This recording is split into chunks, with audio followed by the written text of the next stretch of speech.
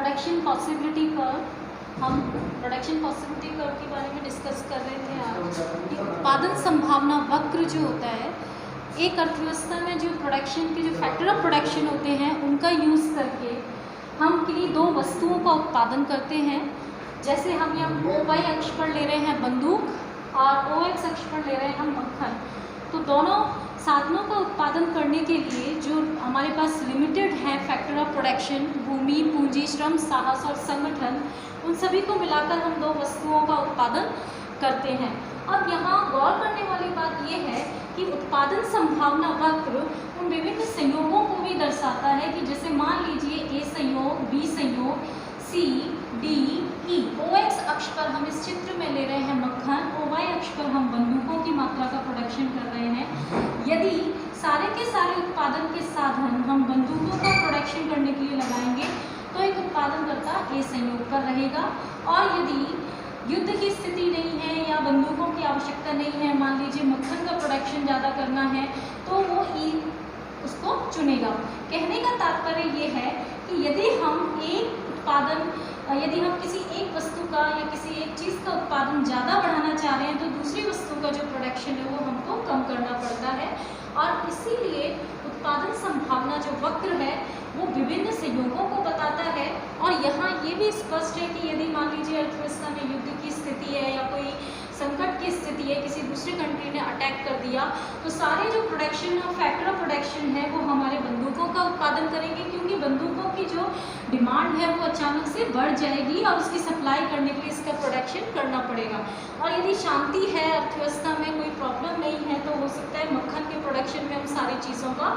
Use करेंगे। तो ये हम पहले वाले लेक्चर में डिस्कस कर चुके हैं। आज हम डिस्कस करेंगे मेन पॉइंट हमारे लिए कि slope of the production possibility curve, कि प्रोडक्शन पॉसिबिलिटी जो कर्व है उसका स्लोप कैसा होता है। तो प्रोडक्शन पॉसिबिलिटी कर्व जो है उसका स्लोप होता है concave to origin, concave from below, यानी कि ये इस तरीके का इसका स्लोप होगा। और इसके स्लोप इस तरीके के होने के पीछे, इसकी कॉन्केविटी के पीछे क्या रीज़न है, ये आज हम हमारे इस चित्र के माध्यम से समझेंगे। तो पहले मैं आपको बता दूं कि एक प्रोडक्शन पॉसिबिलिटी कर्व जो होता है वो मूल बिंदु के नतोदर होता है। इसकी आकृति जो होती है कॉन्केव होती है, और इसका रीज़न बिल्कुल सिंपल है। ये क्योंकि जिस तरीके से यदि हम दूसरी वस्तु की मात्रा को यदि हम बढ़ाना चाहेंगे, उसका प्रोडक्शन करना चाहेंगे, तो दूसरी वस्तु की जो मात्रा है वो हमको घटानी पड़ेगी। कहने का तात्पर्य ये है कि इसका जो अपॉर्चुनिटी कॉस्ट है, जो किसी दूसरे फैक्टर ऑफ प्रोडक्शन की जो अपॉर्चुनिटी कॉस्ट है, वो वाला सिद्धांत यहाँ पे लागू होगा,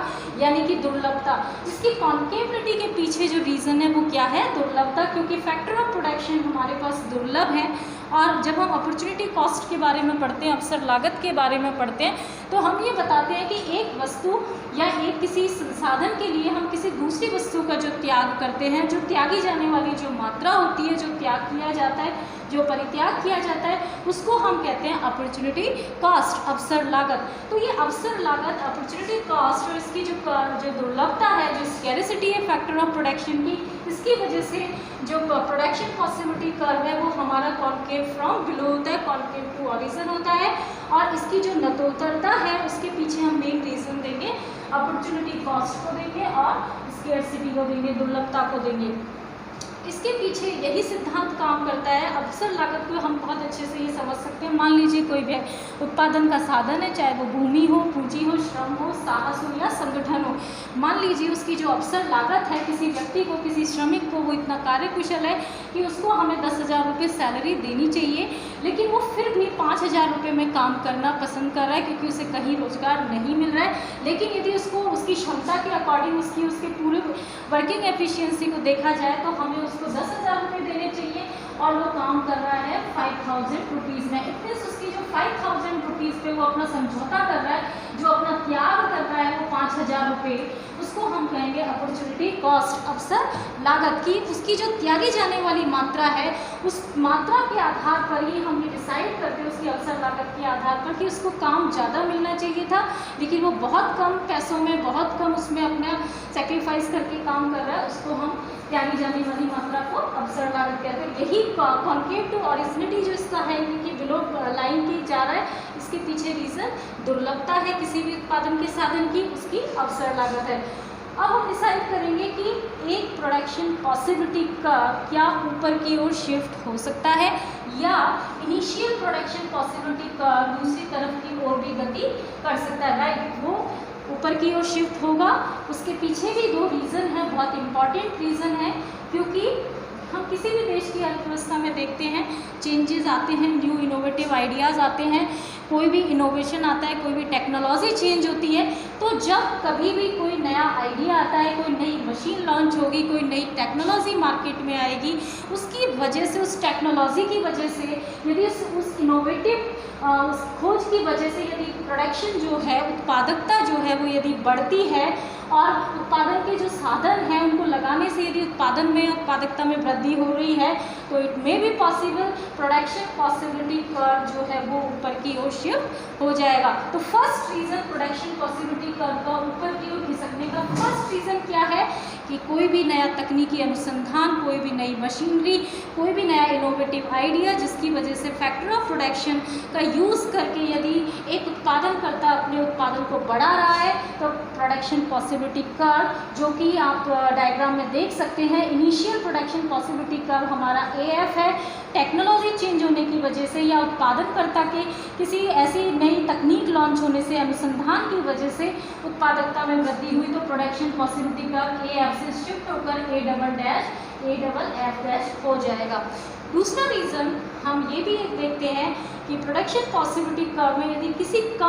किसी भी उत्पादनकर्ता का जो साधन है, मान लीजिए श्रम है, भूमि है, पूंजी, साहस, संगठन, या किसी वजह से मान लीजिए कोई भूमि है वो बहुत ज़्यादा उपजाऊ है, बहुत ज़्यादा वहाँ पे कोई प्राकृतिक संसाधन है, या कोई लेबर है वो बहुत ज़्यादा स्किल्ड है, या एक व्यक्ति है वो काम कर रहा है 5 घंटे लेकिन उसकी प्रोडक्टिविटी इतनी नहीं है, लेकिन एक दूसरा व्यक्ति जो लेबर है वो 5 घंटे में बहुत ज़्यादा काम कर रहा है, बहुत स्किल्ड है, तो इसकी वजह से भी प्रोडक्शन पॉसिबिलिटी कर्व शिफ्ट होकर AF से AF' हो सकता है। यानी कि उत्पादन के जो साधन हैं उनकी उत्पादकता में किन्हीं कारणों की वजह से वृद्धि होने से भी इसका फैक्टर ऑफ प्रोडक्शन में यदि उसकी प्रोडक्टिविटी इंक्रीज होती है तो प्रोडक्शन पॉसिबिलिटी कर्व में भी शिफ्ट, तो ये AF से A' हो जाएगा। तो दो रीज़न हमने यहाँ पे डिस्कस किए फैक्टर ऑफ प्रोडक्शन। अगर मान लीजिए OY अक्ष पर जब हम चित्र का वर्णन करके भी आपको बता सकते हैं, OY अक्ष पर हम बंदूकों का प्रोडक्शन कर रहे हैं 2 वस्तुएं, और दूसरा OX अक्ष पर हम कर रहे हैं मक्खन, और AF जो है वो प्रारंभिक प्रोडक्शन पॉसिबिलिटी कर्व को दर्शा रहा है जिसके विभिन्न कॉम्बिनेशन हैं A, B, D, C। और जब हम कह रहे हैं कि technology due to change of technology, due to change of factor of productivity, production possibility curve जो है वो AF से शिफ्ट होकर A'' हो जाएगा।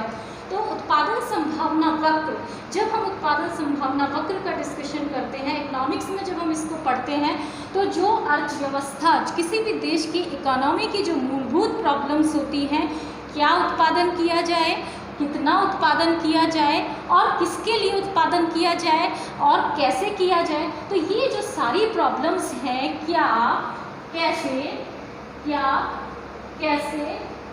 कितना और क्यों, तो ये जो सारे आंसर हैं किसी भी इकोनॉमी में जब हम पढ़ते हैं, चाहे वो पूंजीवादी अर्थव्यवस्था हो, चाहे वो मिश्रित अर्थव्यवस्था हो, चाहे समाजवादी अर्थव्यवस्था हो, चाहे निजी अर्थव्यवस्था हो, चाहे सरकारी अर्थव्यवस्था हो, जब हम किसी भी देश की इकोनॉमी को पढ़ते हैं तो हमारे सामने सबसे पहले ये 5 जो बेसिक प्रॉब्लम्स हैं वो हमारे सामने आती है इनिशियल स्टेज पे, कि क्या उत्पादन किया जाए,